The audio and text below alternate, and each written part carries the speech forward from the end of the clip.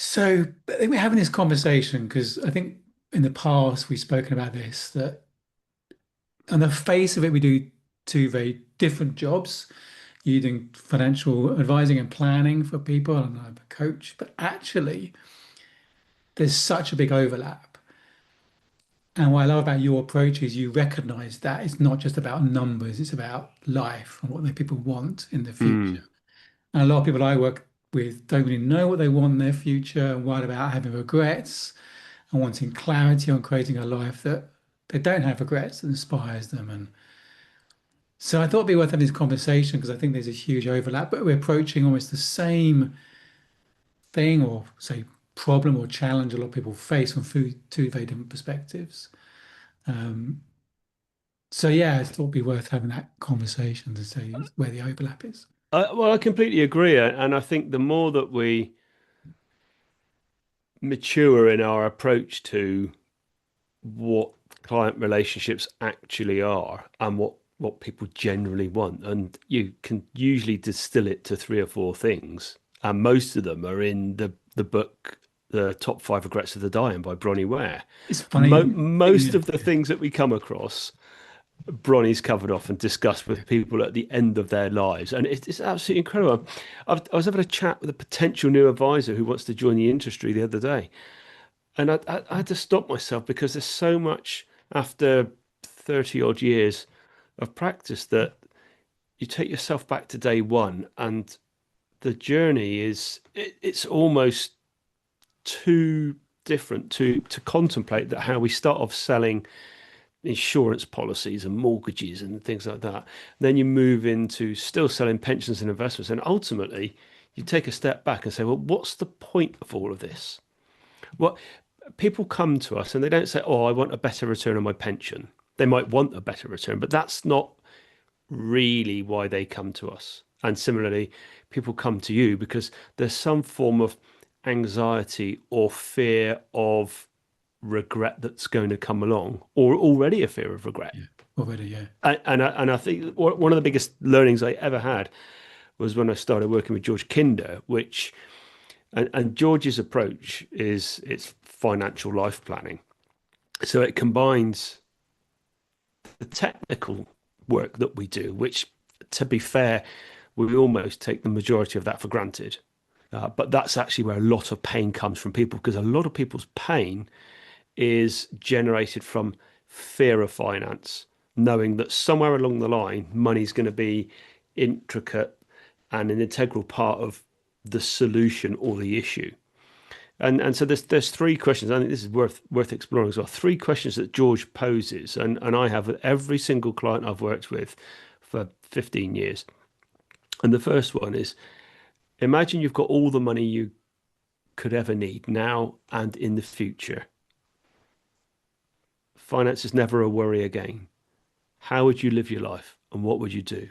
Just Mm, think big, think mm, right out there. mm, And for me, that question just it takes away obligation almost. mm. Takes away restrictions and not just monetary restrictions, but if we've got all the money, then we're not obliged to do other elements of our life, which then frees up other time and other priorities. Or, as someone once described, the secret to understanding what's really important is going back to when you were 8 years old and you had that box of incredible dreams and aspirations and fun things.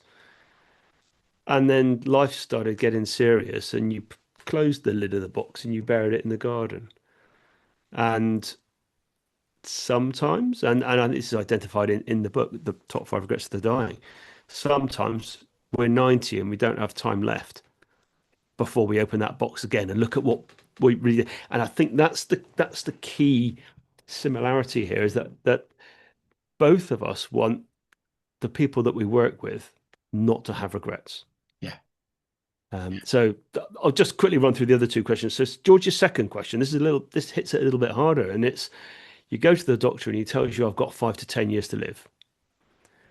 You won't have notice of your death.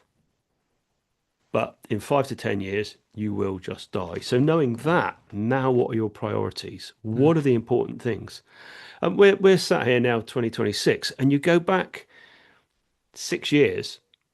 This was our only means of communication Yeah, through Zoom yeah, because we were all locked down in the pandemic. And you think, and you go back 5 years before that, and thousands of people who died during that time had no idea that they were on that notice period of 5 to 10 years because it's completely unexpected. And yeah, you could have caught COVID walking down the yeah, supermarket aisle. You yeah, didn't know anything about it. So for me, that question makes us focus on the things that are dear to us and we can do something about. We can go places. We can start to analyze perhaps where other people's priorities are on us and actually how they align with our own. mm, And again, inevitably, there's financial worry and concern around that. And then, of course, the third question is you go back to the doctor, he shocks you with the news that you've only got 24 hours to live. The question isn't, what would you do in 24 hours? The question is, if you were in that position today, when your head hits the pillow this evening, looking back, what do you regret? What never got done? Who mm, did you never get to be? What did you never get to do? mm. And for me, that again, it quite often these three questions are all integrated. That the answers are there's common themes. But again, that just makes us realize that one day that will be our day. Yeah, yeah, We may not know it. yeah, And actually, I think what this then really does is start to get people thinking. As the work that you did, it we people don't come, as I said just now, people don't come along wanting a better, an extra 1.2% on their pension. yeah, There's a reason why they want reassurance in the world of finance, yeah, and they want reassurance in other conversations in their lives. yeah, And that's almost like the opening of the door. They know there's something that this could mean. And often it's, I want to be able to enjoy my life whilst I can. I don't want to be on notice for those 5 years. yeah, yeah. And the word enough comes to mind as well, because I think money is a fascinating subject. 'Cause I think it's external manifestation of our relationship with ourselves. So, Mm. anyways, our worth. That's what money is. It's our worth. It's the worth we bring into the world. It's what we create in a way. And I think it's a fear of not having enough. But that fear stops us recognizing we have enough. And it's that balance, isn't it? Like plan as if you can live forever, but live as if it's your last day, which I love about those three questions. It gives you the different perspectives and you start to see the themes. But sometimes I think about enough, and people often fear they haven't got enough, but it stops them living fully today. It Do you see yeah that? it abs all the time. I see it all the time with people, and I could list numerous clients where they've been saving for a rainy day.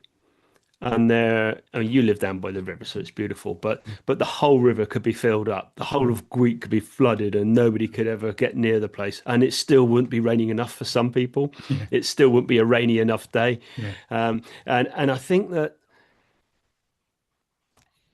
to bring people some assurance that actually you can responsibly go out and enjoy this and capture the things now.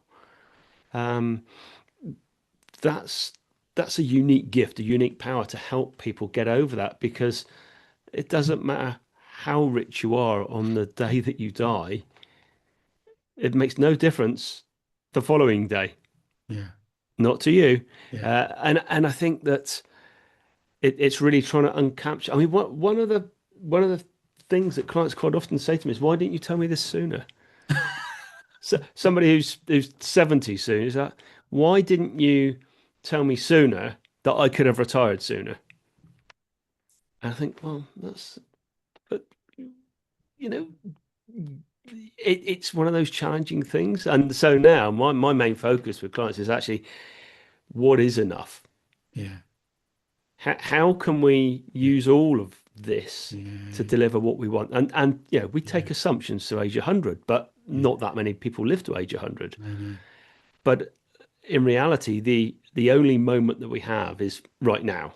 Yeah, What happened 10 minutes before we started speaking Yeah, has gone. We can't control that. We yeah, don't know if an hour's time is going to arrive. yeah, So how we feel now is all we really have. yeah. And that doesn't sound particularly scientific from a financial planner, but it's true because if we can then unlock the value in everything that we do, and I'll explain in a minute. Well, actually, I think money's probably the least most important thing, but the most significant that we attach value to. Um, if we could release the fears and stories and apprehension that we make up, and 95% of which never happens, it's the anxiety and the fear and the worry and the stuff that wakes us up at 18 minutes past 2 in the middle of the night. It's always around that time. Uh, if we can unlock that, but a lot of it, as we said, it is financial based. But if we took three let's call them components of happiness, time, money, and health. If we had time and health, but no money, I would argue that's the best out of all the three outcomes. And Yeah. I'll explain why in a moment. But if we had money and time, but no health, we genuinely can't enjoy ourselves. That could, you know, that could well be towards the end of our lives when we're then resident in a home. We've got money that we're never going to get through, but our our choice and our freedom has changed. Our No, I freedom to agree. do what we want to do. I worked with one of the richest men in the country almost, and it was in that situation. Mm, He didn't know the word enough. He kept working, was addicted to work. He got to his 80s still kind of working, and then his health just dramatically went downhill very quickly. And he couldn't enjoy his money. yeah, He couldn't enjoy life because he'd lost his health so quickly. but then if we have money and health but no time, that's the rat race. Yeah, yeah, That's what we yeah, aspire to escape from. Is yeah, that yeah, you're making good money, but yeah, you're running around all the time. yeah, Um, this is okay, and you're healthy doing it, but then that's where we get to the cycle of madness, where people will pay more money to feel relaxed yeah, and to try and unlock things, but they're carrying on doing it, and they're paying more money to protect their health, so they're still healthy, but yeah, there's everything else that's going on, yeah, but they don't have the time. yeah. So then that's not a great component. But actually, if we took money out of the equation, if you were healthy and you had all the time you could do, all the time at your disposal, but you didn't have the financial means to do all far-flung travel and things like that, I think the secret really to happiness is to find the value in what you have and you aspire. So somebody who wants a Ferrari on the driveway usually doesn't want a Ferrari on the driveway. There's things that mean. I always say there's a goal behind the goal. There's a Yeah. psychological goal behind the physical goal. They want a Yes. Ferrari, but actually what they want is what they makes them feel it's successful or whatever it may be. That's the psychological. That's what they really want, and it doesn't give you that. It might for a few seconds, a few minutes, a few days, a few weeks, but not lasting. And they go back to because it's a psychological goal that's from within us. It's not doesn't come from outside of us. It's Yeah. a place to come from, not a place to get to. And it's similar with beautiful villas in the sun. Yeah, It's, I mean, obviously glorious today, but beautiful villas in the sun. When you ask, or I did a training session once with some advisors, and one advisor wanted to have a beautiful villa in the sun where he could go for 12 months of the year, or 6 months of the year rather. And he was at a complete block that he thought, how can I do it? How can I abandon my clients for 6 months and I can actually afford this wonderful villa in the sun? And when the conversation develops and we look at what would it give you? What is it that you really want? And it was the feeling of walking out in the morning in a beautiful climate, feeling the fresh air, feeling the vista and the aromas. And when we really explore what it is that we would experience when we're put there, We don't necessarily need to throw all our life savings at this thing when we can still experience it in another manner. It's really, as you said, a goal within a goal, Mm. and probably a lot more goals within that. So whilst people come to us with the apprehension of I'm concerned about my finances, why they're concerned about their finances is usually because the things that underlying are the most important things in their lives, they're fearful they won't be able to attain them, support them, and then that's how they will make them feel Yeah, yeah, or how they will end up feeling. So they need a great investment fund because they need to generate a load of money. Great, okay. But then it could be because I want to be able to send my child to university. Because if I can't afford it, she won't be able to go to university, and then she won't get the job that she wants, and then blah, blah, and we go on. And ultimately, because there's a fear of not being able to support the people we love the most yeah, and to be complete. yeah. I love that. Just feeling a sense of, I guess, identity. You're fulfilling your identity. Yeah. Um, yeah, But I think as well, where a lot of people will slide into is everybody else's expectations of their identity, and that's equally as dangerous. yeah, that's Um, true. I've started reading a book called The Essentialist or Essentialism. It's absolutely brilliant, and it's looking about what is enough and why the pursuit of more only leads to the same pursuit of more and more and more. It's never ending. Look at Elon Musk. Mm, He really doesn't need any more. mm. He can't, um, Yeah, but he's going to get some more, and then he'll want some more. And I think essentialism actually then looks at trying to make sense of do we need to say yes to everything? yeah, Because that's another thing. The yeah, requirements on our time is usually then driven by requirement for yeah, funding, for money, for expenditure, and again, we just as people get pulled apart because we can't take a step back and say, actually, this is what's important to me right now. These are my priorities in life, and I'm fine with focusing on these ones and not saying yes to everything. yeah. And I think it's interesting. Elon Musk is interesting. I wonder, actually, he's not pursuing money. He's almost the opposite. He pursues opportunity, dreams. He wants to, has the idea of people living on the moon or whatever it may be, or electric cars. And he just goes hell to leather to see that. Mm, A reality, the consequence, he makes lots of money, but not sure the money's the motivation. I think it's this changing the world in a way he thinks the world should be in a way. But I think other businessmen, I think it often is the pursuit of money. They sell anything to anyone just to make, it's about making money rather than having a business with a sense of purpose and making a mm, difference or a passion that comes from they, they can't not do it. Elon Musk just can't not do what he's doing. It's just so built into him. I think other people it is a pursuing of money because there's that not enoughness. And I think the more we know we're enough, I think it's ironic. The more we know we're enough, the more we're able to create more. It's the fear of not having enough that stops us having more in a way, because it puts fear and pressure. We play smaller. We don't, are not our best selves and not our most creative selves. mm. The more we know we're enough and hold it all lightly and hold the bank account more lightly, I think more able it's more likely to grow.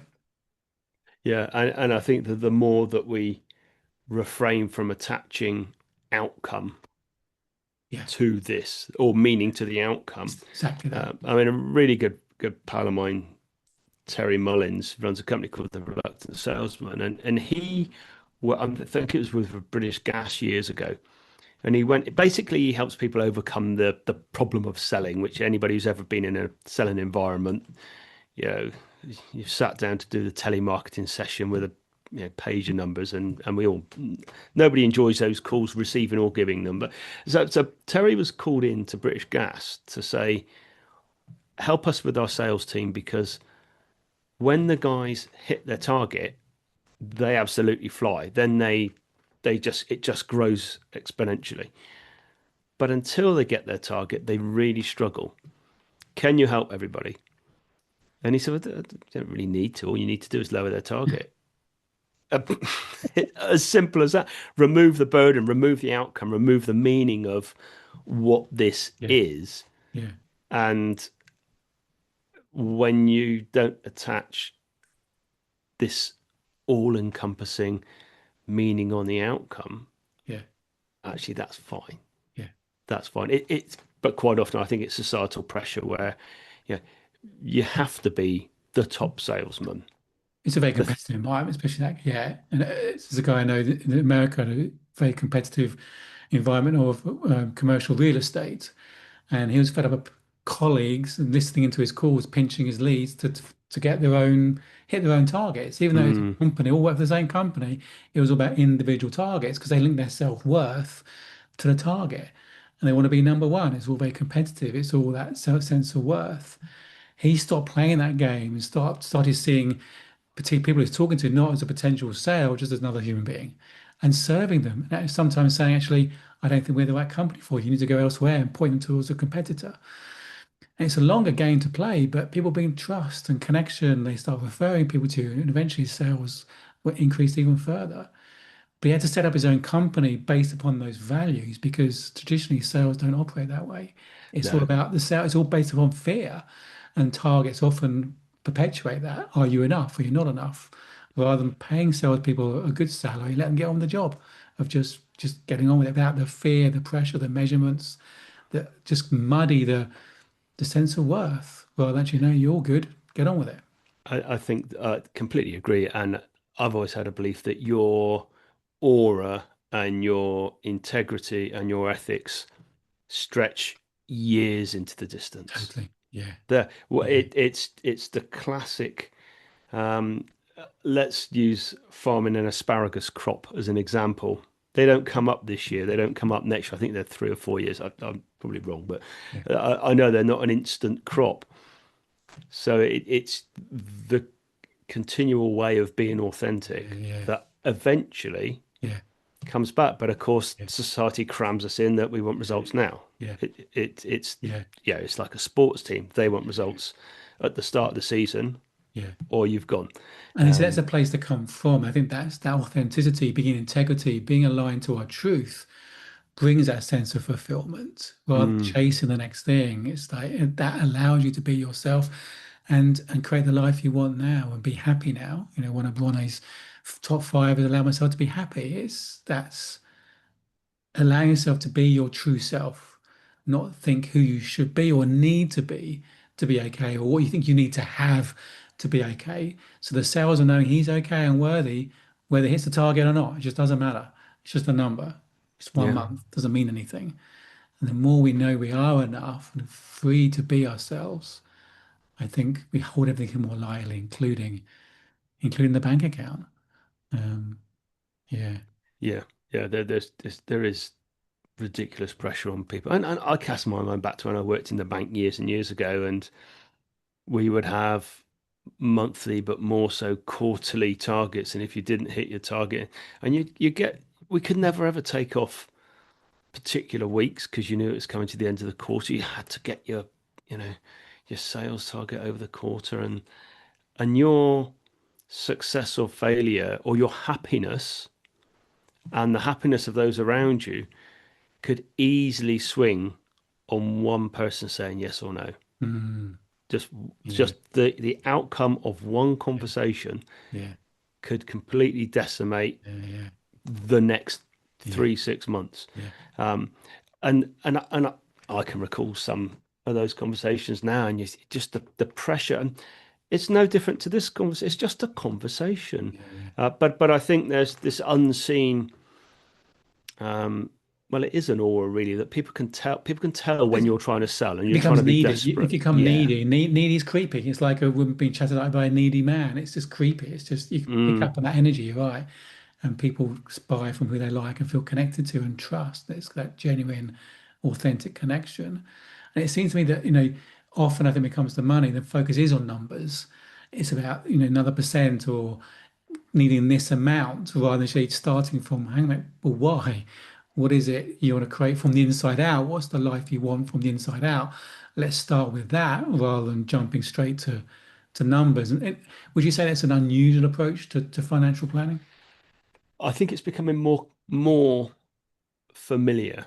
I still think the vast majority of advisors that people will come across focus on the number and let's create some more. Let's create a pot and then you can go and live your life.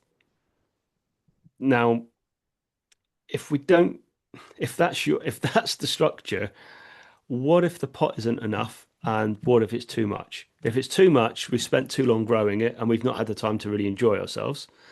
If it's not enough, when we start spending it, it's very hard to earn more. Yeah. I mean, somebody will always pay you to do something, but they might not be the most savory things in the world, or things we may choose to. But when we understand what actually is enough and why we're doing this, why are we continuing to do what we? Why are we continue to tolerate certain circumstances in our lives to receive more income to build a bigger pot? Because maybe we want to achieve something that's going to make us happy, but am I prepared to sacrifice 6 years of unhappiness Mm, so that then the next 30 can be great? mm, Or actually, do I want to be in the position where I need the happiness now? mm, I'm in so much turmoil that I mm, this is a real difficulty. mm, And you and I both know how people can end up going down this very dark channel mm, if they can't see any other direction. mm, And that's that can never be mm. underestimated. So I think as time's moving on over the years, there is more of an awareness of people trying to understand what it is that they really want, and then managing the financial aspect to suit that. Right. And it may be things, it may be values, it Yeah, may yeah, be feelings, it may be concepts. yeah, Ultimately, I think most people want freedom, the freedom to yeah, choose when they yeah, do, what they do. And the moment you yeah, can choose that, yeah, it's incredible. yeah, Um, so we are moving more towards that, whereas probably still the great majority of people involved in the world of finance are still looking at let's grow a pot and then figure out how you can spend it. yeah, I would much prefer if I could have it so that every single one of my clients over their years have just spent every single penny they've got. That's yeah, my aim. yeah, yeah. And do you have a sense where I know I was in a job, a career, very well paid, good pension, good prospects, etc., etc. And when I walked away from that, my mum couldn't comprehend me doing that. I mean, she was a teacher for 35 years. She enjoyed it, but also she liked the security and the pension Mm. and everything. And a lot of my clients are getting to a stage of life where they think, like me, why am I doing this? There's something missing. And but do you take the risk of doing something you love, or do you just knuckle down and keep getting the money? It's like the golden handshake and just keep doing it and just waiting to retirement and then enjoy life then. Do you find a lot of people are just limping through and trying to create what they want for the pot for retirement, and then they can start enjoying life? It's a fascinating question because I do a lot of work with people at a transition point in life, and that can be they're approaching. I won't say they've hit a midlife crisis, but they've arrived at a point where they're thinking, is this all there is? Can I do this for another 12 years, 15 years? But equally, there's a lot of people who don't have the choice. They are told they'll enter the redundancy position. And that can be really terrifying, especially if you've been, I won't say institutionalized, but in the same institution Yeah, all of your career. So like mum, for example. yeah, And they get to this point and it's like, this is absolutely terrifying because everything I've ever known is about to change. mm, Where's the security, mm, comfort? The mm, this is like mind blowing. I cannot think of one single client who's gone through that process and they've come out of the organization or their life has changed dramatically and they regret it. yeah, So again, it's the fear of the unknown, it's the fear yeah, of the unfamiliar, it's the fear of yeah, change. yeah, And I think that when people can have the conversation so that they feel more comfortable and realize that it might be strange to them, but it's an incredibly familiar thing to everybody. yeah, Actually, yes, it takes courage. It, yeah, it genuinely does take courage, yeah, and it's a little bit like an unhealthy relationship, be it with a person, be it with a food, be it with a substance, there's always that temptation thinking, well, just go drop back to that again. I'll drop to that element of my life yeah, that yeah, I did for lots of years and it feels familiar. yeah, But actually, when you can then break free and move yeah, forward, yeah, yeah, it's a dramatic shift. And yeah, I mean, it's funny you mention about all of this really, because I think back to when I left the bank. So I left the bank in 2004. If I'd have stayed there earlier on this summer, I could have started drawing my bank pension. Could have. yeah, But I look back and I think, what would have happened in those 22 years? I suspect I would have been gone through round upon round upon round of redundancy, of cost savings, of more sales targets, of everything. I mean, you can't find a bank anymore. So all of those emotional journeys, but also tied to those bank hours. And I look back, I think, well, the step away to my mother probably seemed like madness at the time because you're in the bank, you should stay there for life. Just just as we hear very frequently. And I think, but what that really gave me was the yeah, ability to have some freedom yeah, and then jump on a few years beyond that when our daughters were born, yeah, the ability for me to take them to school yeah, most days yeah, and to pick them up. yeah. And, 18 years on, you think, "Oh, I wish I could have another walk to school." Yeah, it's so true. Yeah, I Um, can definitely relate to that. When I left, I was 2007, 6 when I left. 2007 when I left my corporate career. And I look back, sometimes I wonder what happens if I'd have stayed. Same thing, I could have started drawing my pension, but I think I've been so much more fulfilled. I've mm, loved my work. I've enjoyed my work so much more than the so-called safety of being employed, but it's say rounds and rounds of redundancy that go on in airlines, being all sorts of changes over the years. Would I really enjoyed it? I'd have been a cog in a machine. It's like, no, the sacrifice. When I left, I didn't know what I was going to go on to. I just had to find something more me. It's all I said. mm, Because most people leave to get a bigger, better job somewhere else. And I couldn't believe I was leaving because I was well respected there. I enjoyed being there to a large extent. But then I said, well, what are you going to do next? I said, no idea. I need to find something more me. And the amount of people said, oh, I wish I could do the same. And I was thinking, well, why you can't can. you? I haven't got this big pot of gold that's going to pay all my bills. It's as scary as, shit, and they're doing this. And back when my wife was pregnant, and it's like, but no, I still felt it's the right thing to do, as scary as it was. But so many people said, oh, I wish I could do, why can't you? But they was too scared almost, I think, to make some temporary or even permanent lifestyle changes to do that. Mm, They almost got bought into this lifestyle. As I was saying earlier, they have this kind of stressful lifestyle, but they need the international holidays a year because it's so stressful and because they're not enjoying their job. They need this, and it becomes this kind of vicious circle, and they think they mm. can't break it. But you can, you can step off that spinning wheel. You can start to honor your soul and create a life that's true to you. Um, that takes the pressure off the income and the future income as well. Yeah, and I think all of a sudden, then that's when the freedom comes in because you can then create your own future. You can create your own now and also your own future. And I think I came to the conclusion that people will treat you how you let them treat you. So, and usually I will see a client at 10 o'clock. That's my usual time for Yeah, seeing somebody. yeah, And yes, sometimes we go outside the yeah, box. But if you say to people, I will see you on at 10 o'clock on Monday, Tuesday, Wednesday, or Thursday, which day is best for you?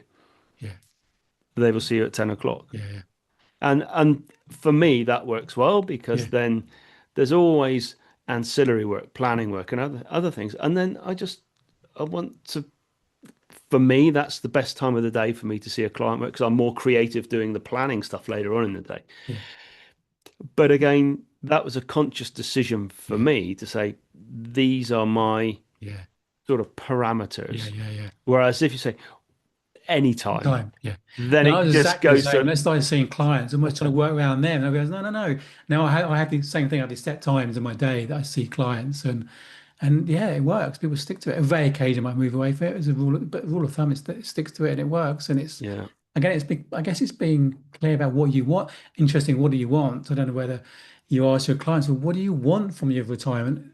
It's one of the questions we think the most simple question to answer, but it's not.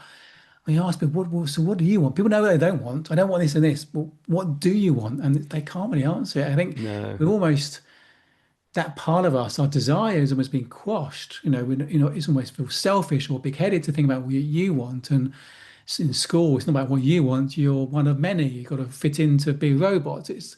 We almost lose that sense of heart's desire, whether it's through society or education system. And knowing what we want is sometimes the hardest thing to think about. Well, it can appear self-indulgent as well Mm. in our conscious paranoid minds. Yeah, Well, yeah, if I tell somebody what I yeah, really yeah, yeah, want, um, yeah, then am I going to be judged? And again, that's the biggest fear. Am I going to be judged on my decisions now, on my yeah, finances, on my yeah, financial flexibility? Am I going to be yeah, judged on how I'm living my life? Can I really do this travel? Because is somebody going to judge me? I may be traveling more than them. Are they going to, take that view on me? And this whole paranoia. And actually, when I think the one of the worst things that has been sort of ever invading people's lives now is the perfection of social media, the perfection of Instagram. And it has some great opportunities because mm, it enables people to get their messages across on a on an efficient and one-to-one conversation. So just like this, yeah, we have a conversation straight down. Somebody's looking at it, you're talking direct to them on their phone. mm, Perfect. mm, But on the flip side of that, we also then have curated lives that people feel, well, my life isn't like that. What am I doing so bad? mm. Why are these people so, not many people show the crappy bits of No, what's going on. yeah, yeah, I yeah, do remember years ago though, I was doing a video podcast thing for a company I was working at, and the guy doing it, he said, "Right, I want you to show me behind the scenes because of course this angle looks, oh, this is fine, this is all nice and tidy." And he said, "I want you to show me behind the scenes." And to compress the sound and stop echo and all that sort of stuff, there's like sort of music stands over here and blankets and duvets. yeah, yeah, Honestly, it looked like yeah, a 6-year-old's camp. yeah, yeah, And he's like just in absolute hilarity at this. I yeah, said, yeah, but this is the world how a lot of us view it through the lens. On one hand, it's absolutely perfect, but the reality is there's a hell of a lot more going on, yeah, yeah. and yet society draws us into Yeah. expecting to be that element of Yeah, perfection. we assume yeah, especially on social media. And a friend of mine posted a picture of him and his wife. They were cuddling, smiling, looking at the camera, and he posted on social media. And a few days later, he said, I want to tell you the truth, the story behind that picture. Because everyone's saying, oh, we love you, you're so in love, you're so happy, da, da, da, da. He said, we took this photograph after our latest relationship counseling session. We were being at each other, we were questioning whether our marriage is going to survive. We were in tears, which is a mess. And this photo doesn't capture the truth. You can read what you want into this photo. It looks like we're Mm, so happily in love and not a care in the world. No, we were in pain, we were in tears. We managed a moment of connection and a smile in that moment as we took the photograph. But don't, you read what you want into a photograph, you read what into social media, you don't know what the truth is behind it. no, Yeah. I think I can't remember who wrote this, but somebody wrote, "You are spending the majority of your income trying to impress people that you don't know Yeah. with things that you don't need Yeah. to appear something that you're not." Yeah. But- Yeah. It's Yeah, so true. Yeah.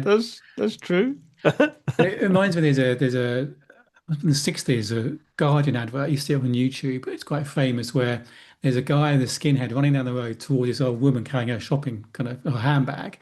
And it clearly looks like you assume he's going to mug this woman.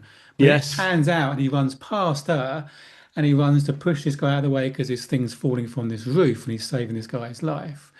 And it's all about Guardian, so about frames, about framing. And just contemplating, just reflecting the conversation, what I love about you and the financial planning, your approach is you reframe the whole picture. You get people to zoom out and just think, don't look at financial planning through this narrow filter. Let's look at the bigger picture here of your life a whole, your desires, your wants, and making sure your planning matches the bigger picture, not this narrow band of what you think you should do or need to do. Mm. Oh, yeah, absolutely. And I think that we can easily take ourselves away from what our real purpose is because we are trying to impress all the wrong people. Yeah, It's ourselves. Look in the mirror. Are we being true to ourselves as yeah, best we possibly can?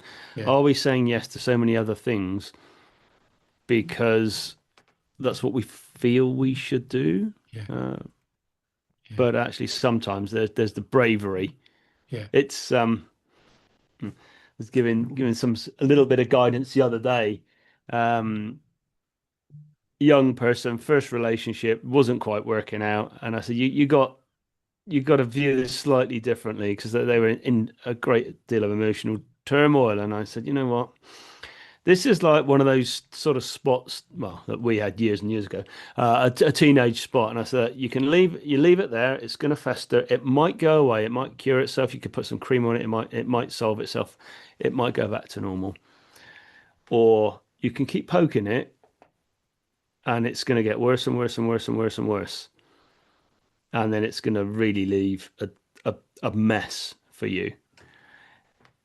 Or sometimes you can bear the pain now, squeeze it, get it done and over with, and then move on. And there's so many going back to people at this crossroads in life as well. It's exactly the same. mm, It's and similarly, it's the same about burying mm, our heads in the sand when it comes to money. mm, Is that if we're skirting around the edges and we are genuinely fearful mm, to address it because people are petrified mm, about asking questions about money because we've all grown up with it, mm, all of us.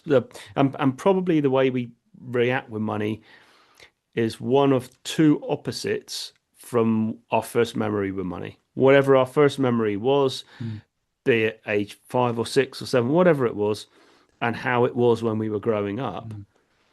that will either model or it will either mirror or Yeah, completely invert yeah, our view on how money is. And very often siblings are parallel, complete opposites. yeah, yeah, I've seen it so many times where yeah, you've yeah, got a brother or a sister who's incredibly frugal and yeah, responsible.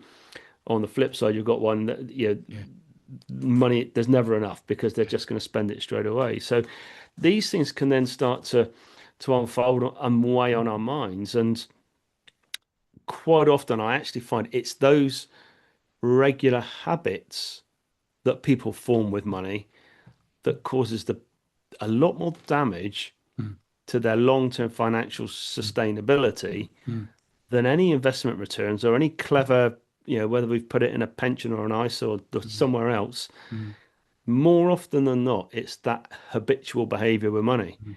And just going back to COVID as well, all of a sudden everything was bought on Amazon.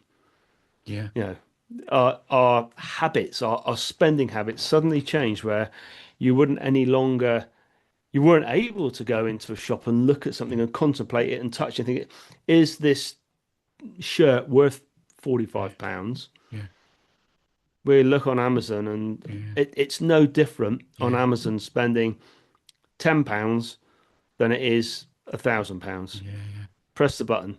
yeah, That's it. But if you had to count out yeah, a yeah, hundred £10 notes, there's no way you'd have bought that thing. yeah, yeah, Uh, but I think it's that instant gratification. But then that becomes habit, and it yeah, becomes almost contagious. yeah, Just like when we're on the tube and you look at yeah, one person gets their phone out, somebody else gets their phone out. yeah, I was on the tube in London the other day, and I think there's me and one other person on the whole train who didn't have their phones out. yeah, And I thought, is there something wrong with me?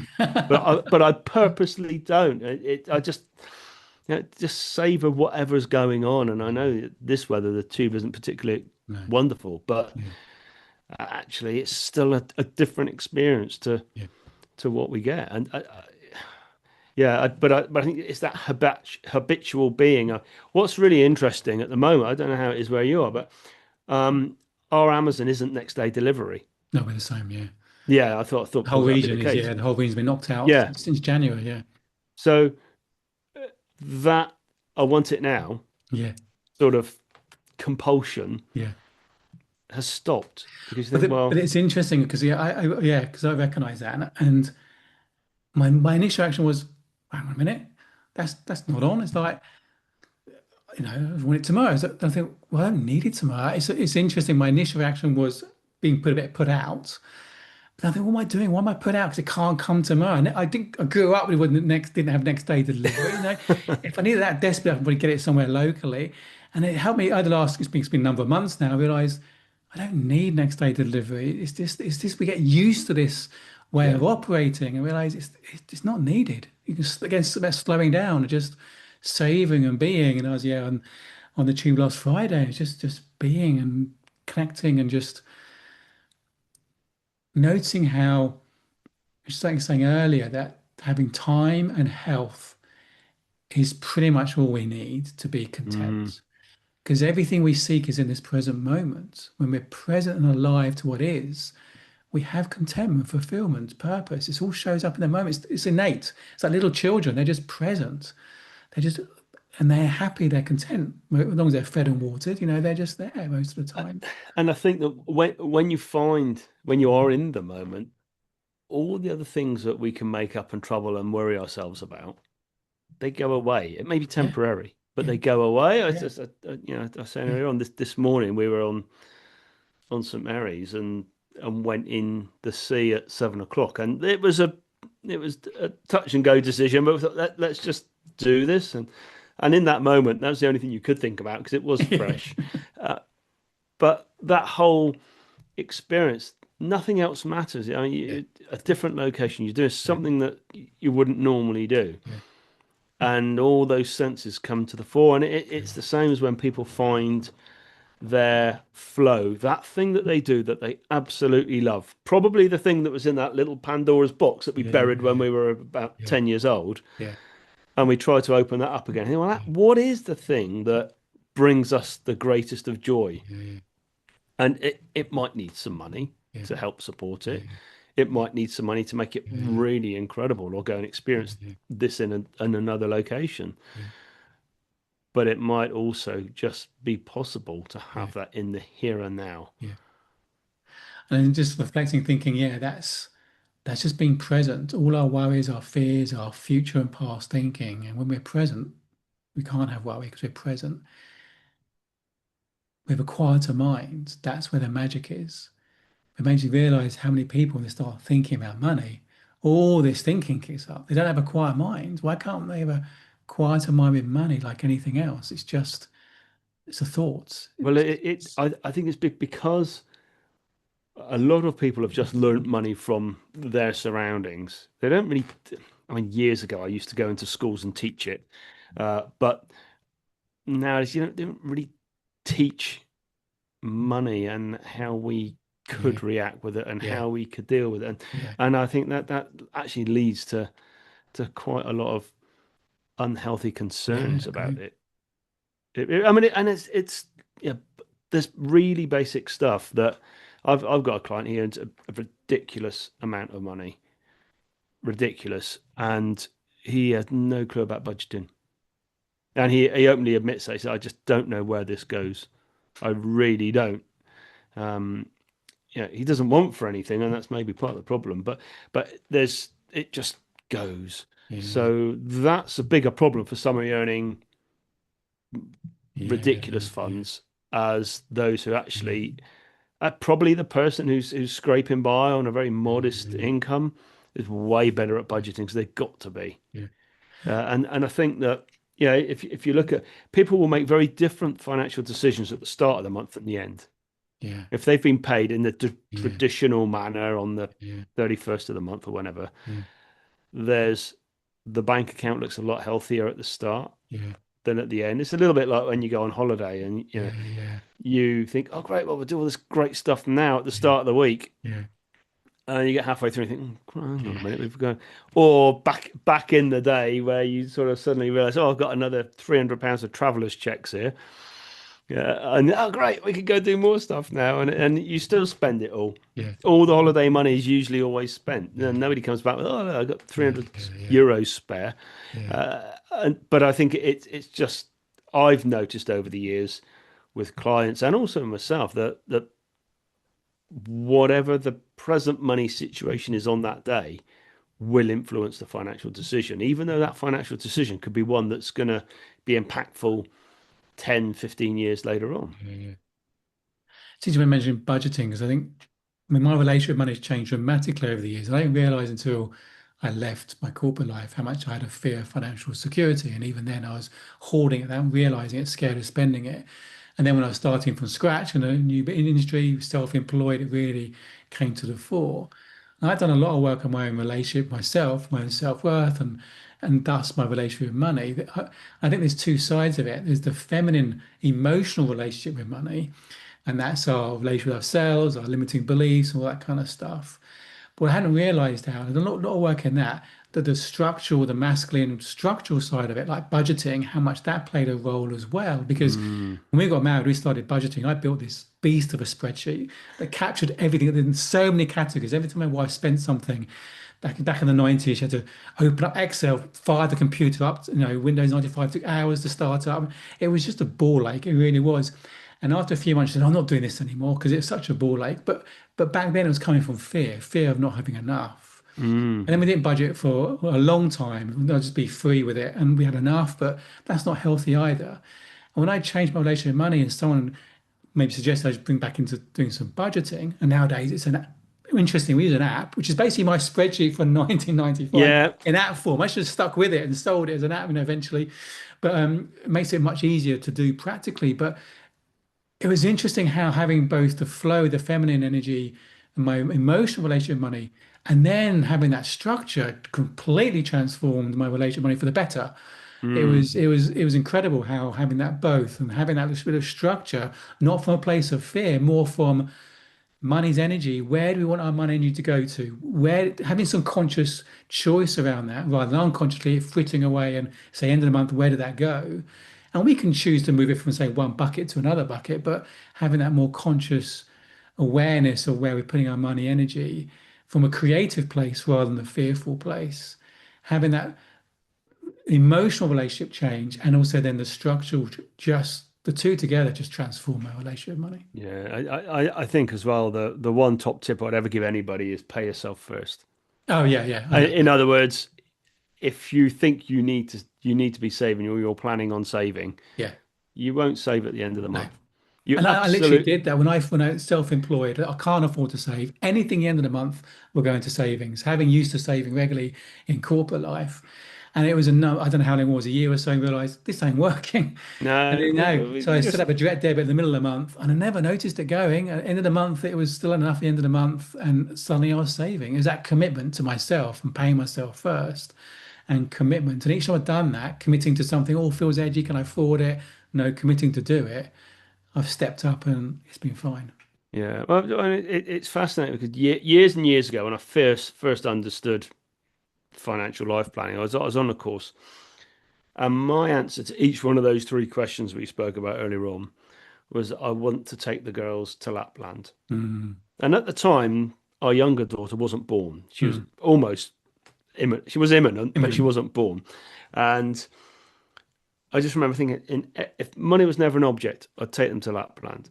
If I only had limited life to live, I would take them to Lapland. Wow. If it's my last day, I would regret not taking them to Lapland. So this was a fundamental element. Yeah. And so the guy who I was working with, he said, "Well, what are you doing? What's getting in the way of you not doing this?" I said, "Well, I've no idea how much it costs. I don't know if we can afford it."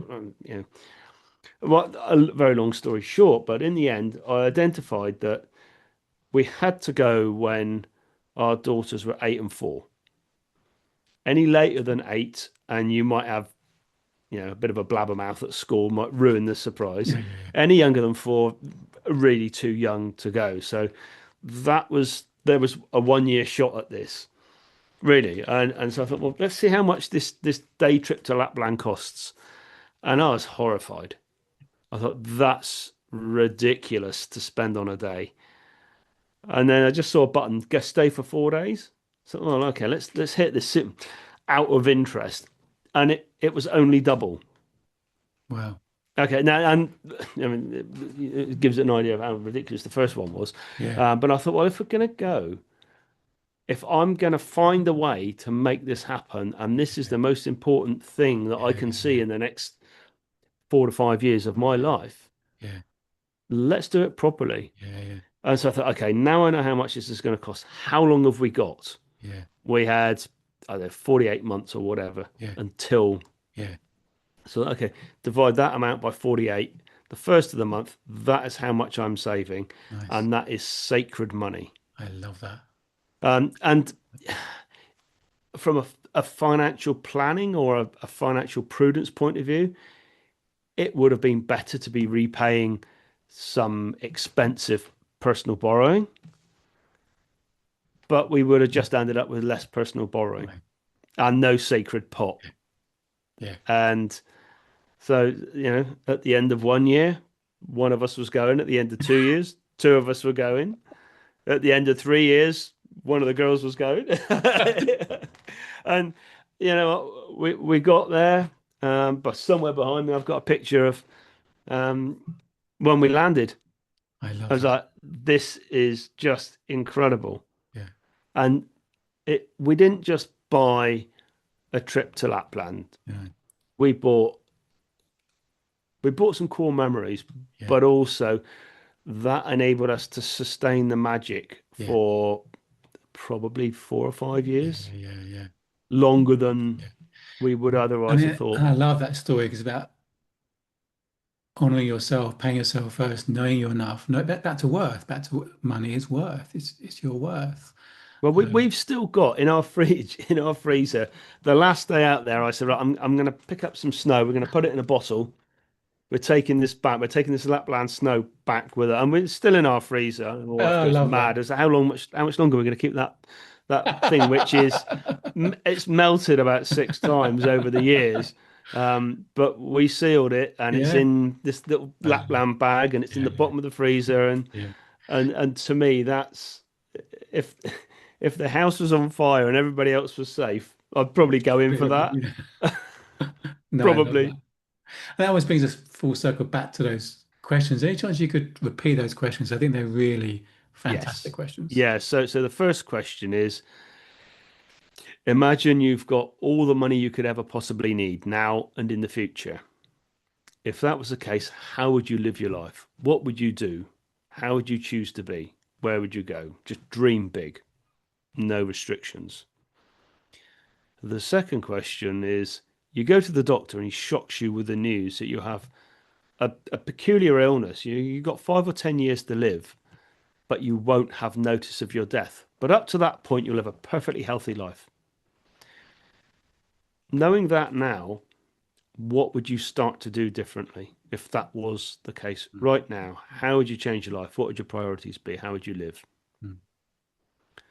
And the third one is you go back to the doctor and he shocks you with the awful news that actually it wasn't 5 to 10 years today. When your head hits the pillow this evening, you will never wake again. Mm.